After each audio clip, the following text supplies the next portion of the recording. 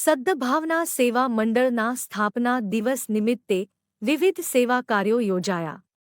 સદ્ભાવના સેવા મંડળના સ્થાપના દિવસ નિમિત્તે સદ્ભાવના સેવા મંડળના સભ્યો દ્વારા વધુ એક વિશેષ સેવા કાર્ય યોજવામાં આવ્યું હતું.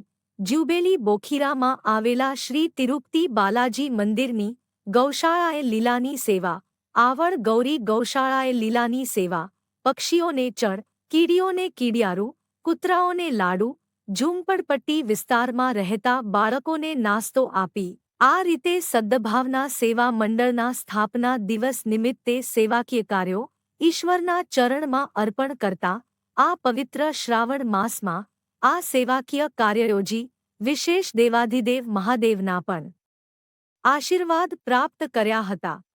જેમાં કમલેશભાઈ રાણીગા, નવલગીરી ગોસ્વામી, રમેશભાઈ મારડિયા, શ્યામભાઈ રાયકુંડલિયા, ઉત્સવ રૂપારેલિયા, યુગ રાણીગા, કૃષ્ણા રાણીગા, આર્યન રાણીગા એ આ સેવા કાર્ય કરી ધન્યતા અનુભવી હતી.